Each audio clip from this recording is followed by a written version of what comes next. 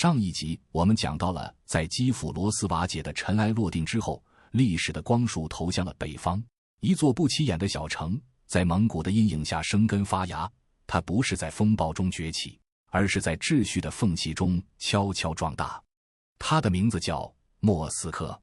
从收税人到沙皇，从服从者到统治者，这是一段关于帝国的扩张与意识形态塑造的漫长旅程。蒙古入侵之后，罗斯世界进入了金帐汗国的统治体系。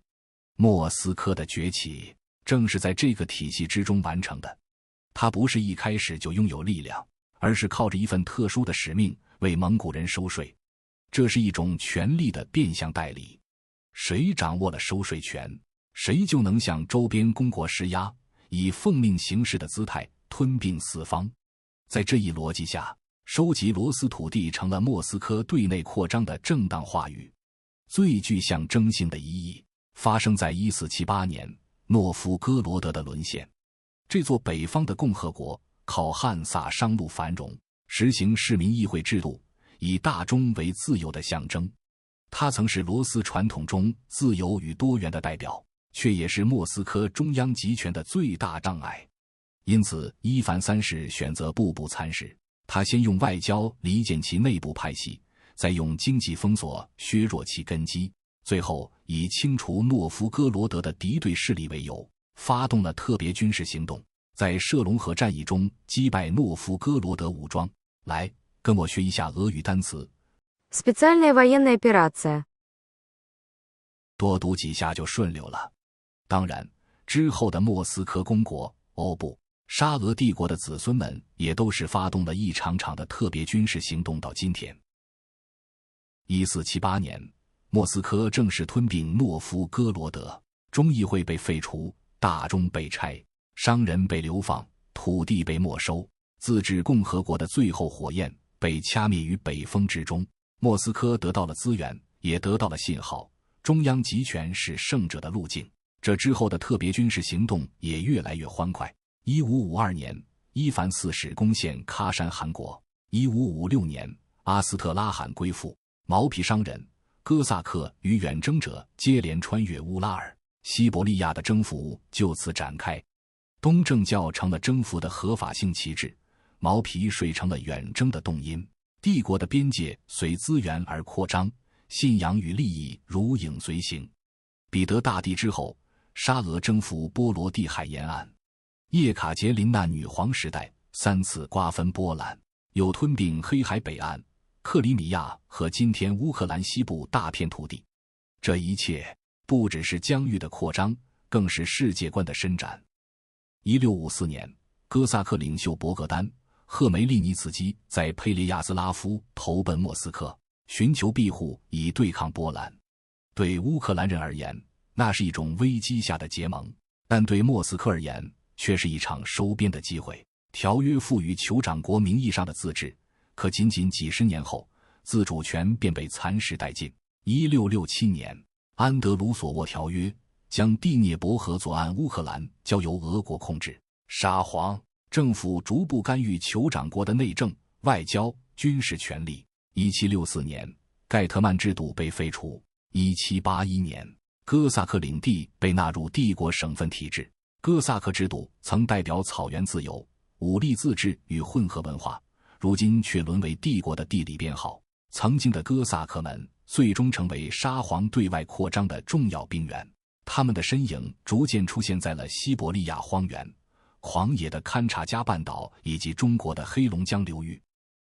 与此同时，沙俄意识形态开始构建一整套民族叙事，大俄罗斯、小俄罗斯、白俄罗斯，三者同源，三位一体，皆属全罗斯。这种叙事中，乌克兰的独立性被有意淡化，乌克兰语被称为小俄罗斯方言，乌克兰历史被吸纳进俄罗斯国家历史的母体，乌克兰文化被视为未成熟的地方特色。沙俄政府陆续出台压制政策。1863年，瓦卢耶夫通谕禁止学校教授乌克兰语。1876年，埃姆斯敕令彻底禁止乌克兰语出版印刷。这是童话的高光时刻，却也是身份迷失的黑夜。在全罗斯的旗帜下，乌克兰的语言技艺、制度，一个个被温水煮沸，直至悄然消融。沙皇的另一个策略是拉拢，尤其是对乌克兰精英阶层的收编。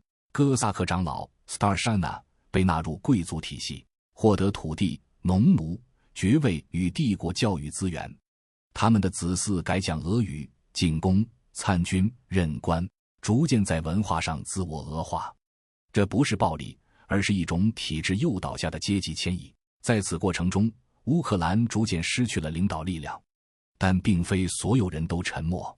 1825年12月，党人起义爆发，反对沙皇专制，其中有乌克兰贵族的身影。帕维尔·佩斯杰尔，其家族出自乌克兰哥萨克。谢尔盖·穆拉维约夫·阿波斯托尔活跃于基辅一带，起义后被绞死。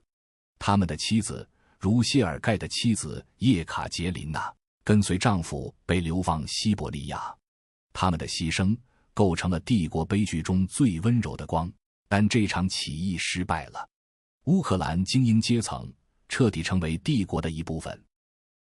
沙俄的贵族制度在形式上似乎接近西欧，但实质却更接近君主代理人体系。土地和特权源自沙皇恩赐，可赏可包。贵族对农奴有集权，但对地方政务无权。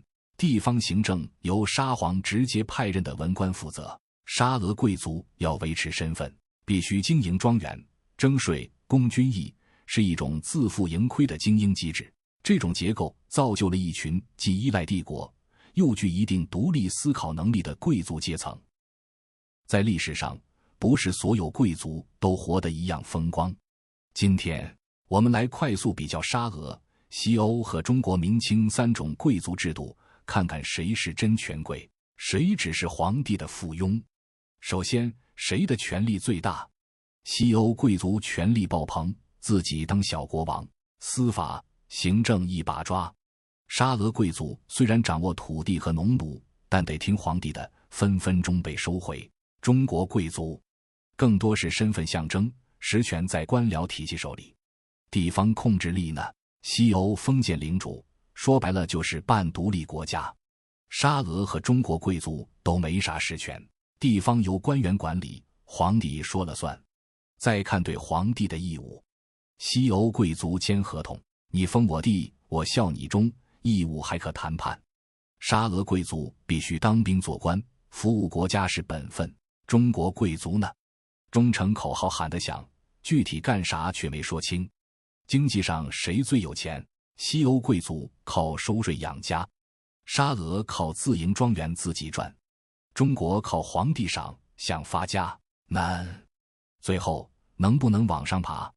西欧贵族世袭，阶层固化，沙俄贵族靠服务晋升，有机会。中国最灵活，哪怕你不是贵族，考个试也能上位。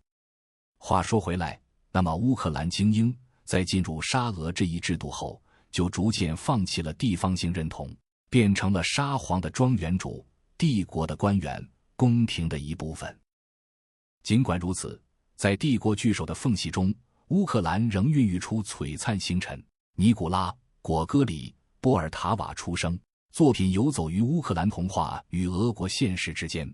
伊利亚·列宾·楚古耶夫出身，以哥萨克致苏丹的回信永载化石。伊利亚·梅契尼科夫，诺贝尔生理医学奖得主，免疫学奠基人。拉祖莫夫斯基家族，一人入主皇宫，一人成为最后的盖特曼。他们的身份复杂，却无法否认其乌克兰根源。他们的才华为帝国所用，也为乌克兰留下文化回响。哪怕在童话中，也有灵魂选择留在故乡。从金帐汗国的夹缝中崛起，莫斯科用征税筑起权力，用征服铺设疆土，用意识形态书写历史。而乌克兰从草原骑士的自由到全罗斯的一员，从方言标签下的沉默到不断被改写的记忆。帝国崛起的路写满胜利，而民族的沉默却往往更值得铭记，因为真正的历史不在胜者之中，而在被同化者心中悄然保留的那一丝不肯遗忘的火。